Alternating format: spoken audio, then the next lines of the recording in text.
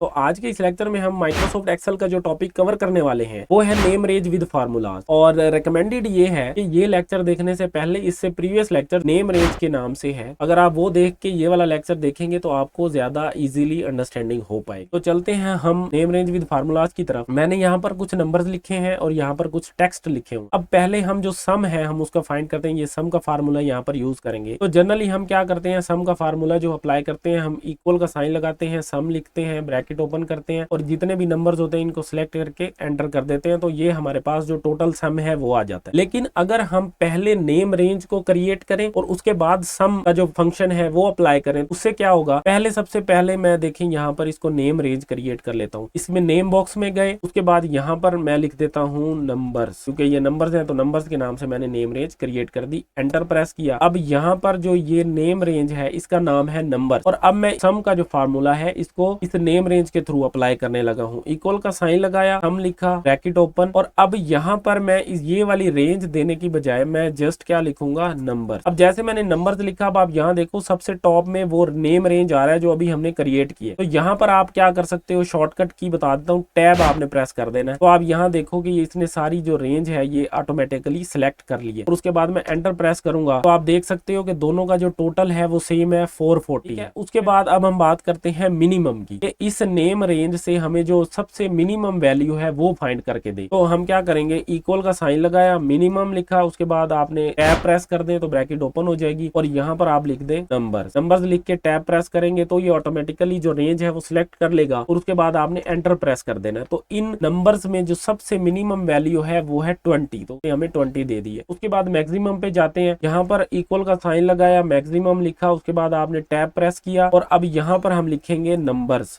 लिख के tab press करेंगे, ऑटोमेटिकली रेंज सिलेक्ट कर लेगा और एंटर प्रेस कर देना। तो यहाँ पर जो इसमें सबसे बड़ी वैल्यू है, मैक्सिमम वैल्यू है, वो 90 है, क्योंकि उसने हमें निकाल के दे दी है। उसके बाद अगर हम बात करें एवरेज की, अब हम इन नंबर्स की एवरेज फाइंड करते हैं। इक्वल का साइन लगाया, एवरेज के बाद आपने टैब प्रेस कर देना और यहाँ पर हम लिखेंगे नंबर्स लिख के आपने टैब प्रेस किया तो वो जो रेंज है वो ऑटोमेटिकली सिलेक्ट कर लेगा और आपने एंटर प्रेस कर देना। तो इन नंबर्स का जो एवरेज है वो 55 है, वो उसने हमें दे दिया। और उसके बाद हम बात करते हैं काउंट की। अब यहाँ पर आपने थोड़ा सा कंसंट्रेट करना है कि काउंट और काउंट ए में डिफरेंस है और वो क्या है। पहले हम क्या करते हैं, काउंट का फार्मूला लगाते हैं, इक्वल काउंट, टैब प्रेस किया और यहाँ पर हम लिखेंगे नंबर्स। तो हमने यहाँ पे टैब प्रेस किया और उसके बाद हमने एंटर कर देना। तो ये हमें 8 बता रहा है। अब इसने किया क्या है, इसने हमें नंबर्स टोटल काउंट करके दिए हैं कि बेसिकली आपके पास जो नंबर्स हैं वो कितने हैं, जैसे 1 2 3 4 5 6 7 8। काउंट के बाद अब हम चलते हैं काउंट ए की तरफ। अब मैं आपको थोड़ा सा डिफरेंस बता देता हूँ। जो काउंट ए है ये आपको टेक्स्ट काउंट करके देता है। अब किस तरह से, पहले हम क्या करते हैं, इसकी भी जो नेम रेंज है वो क्रिएट कर देते हैं। नेम बॉक्स में क्लिक किया और यहाँ पर हम टेक्स्ट लिख देते हैं, एंटर कर देंगे तो अब ये नेम रेंज क्रिएट हो गई है। अब हम यहाँ पर काउंट ए का फार्मूला अप्लाई करते हैं, इक्वल काउंट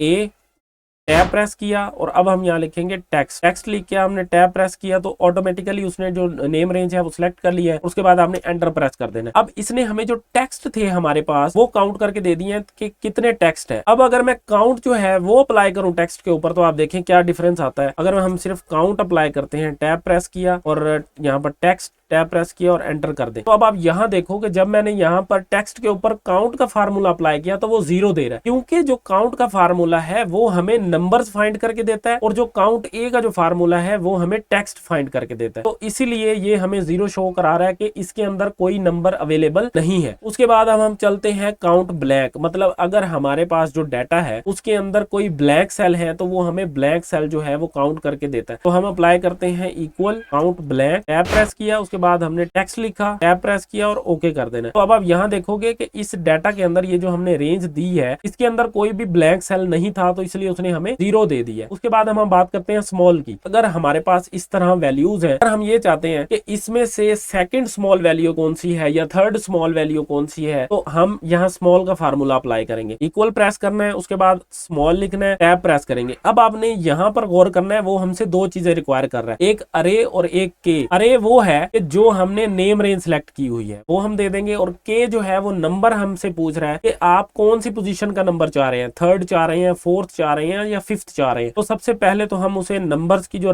नेम रेंज थी वो दे देते हैं, टैब प्रेस कर दिया, उसके बाद कोमा और के। मुझे अब नंबर्स में से कौन सा नंबर चाहिए, मतलब थर्ड स्मॉल वैल्यू चाहिए, सेकंड स्मॉल वैल्यू चाहिए, तो मैं कहता हूं मुझे थर्ड स्मॉल वैल्यू चाहिए, तो मैं 3 प्रेस करूंगा और एंटर कर दूंगा। अब यहाँ देखो कि जो थर्ड स्मॉल वैल्यू है वो हमारे पास यहाँ पर 40 है, तो यहाँ पर हमें उसने 40 दे दिया। उसके बाद अगर हम बात करें लार्ज की, तो लार्ज भी इसी तरह से काम करता है कि डाटा के अंदर से हमें फर्स्ट लार्ज वैल्यू चाहिए, सेकंड लार्ज वैल्यू चाहिए या थर्ड लार्ज वैल्यू चाहिए, तो वो हमें फाइंड करके दे देगा। इक्वल का बटन प्रेस किया, लार्ज लिखा, उसके बाद आपने टैब प्रेस किया, टैब प्रेस करने के बाद आपने अरे अब कौन सा देना है आपने, नंबर्स वाला, नंबर्स हमने क्योंकि नेम रेंज सेलेक्ट की हुई है, टैब प्रेस किया, और उसके बाद के में हमें कौन सी लार्ज वैल्यू चाहिए, हमें थर्ड लार्ज वैल्यू चाहिए, तो मैं यहाँ पर 3 लिखूंगा। और यहाँ एंटर करने से पहले आप देखो कि यहाँ पर जो थर्ड लार्ज वैल्यू है वो 70 है, मतलब 90 सबसे बड़ी है, उससे नीचे 80 है और उससे नीचे 70 है, तो 70 तीसरे नंबर पर है, तो यहाँ पर 70 आना चाहिए। तो हम एंटर प्रेस करेंगे तो आप देखेंगे कि यहाँ पर 70 आ चुका है। तो इट मींस के अगर हम इन फार्मूलाज को नेम रेंज के थ्रू अप्लाई करें तो वो हमारे लिए बहुत ज्यादा इजी हो जाता है। इजी किस तरह से होता है, अगर मेरे पास यहाँ पर फॉर एग्जांपल यहाँ पर बहुत सारी शीट्स हैं, यहाँ पर मैं शीट क्रिएट कर लेता हूँ और मैं किसी भी शीट के अंदर यहाँ पर, और मैं यहाँ पर वो जो नंबर्स हैं उनका सम यहाँ पर चाहता हूँ किसी भी शीट के अंदर, मैं क्या करूंगा, इक्वल का साइन लगाया, सम, टैब का बटन प्रेस किया, उसके बाद यहाँ मैं लिखता हूँ नंबर्स लिख के मैंने टैब ओपन किया, तो यहाँ पर आप एंटर कर सकते हो। तो आप देख सकते हो कि यहाँ पर उसने उन नंबर्स का जो उस शीट के अंदर नंबर थे उनका सम उसने यहाँ पे प्रोवाइड कर दिया। तो अगर आपके पास 50 शीट्स हैं और आपको उन नंबर्स का सम किसी भी शीट में चाहिए, तो सबसे पहले तो आपको वो शीट ढूंढनी पड़ेगी कि जिस शीट के अंदर वो नंबर्स हैं, अगर हम नेम रेंज सेलेक्ट नहीं करते तो अगर आपने इस लेक्चर से कुछ सीखा है तो आप इस वीडियो को लाइक करके चैनल को सब्सक्राइब कर लें, ताकि जब भी मैं नेक्स्ट वीडियो अपलोड करूं तो वो आप तक पहुंच जाए।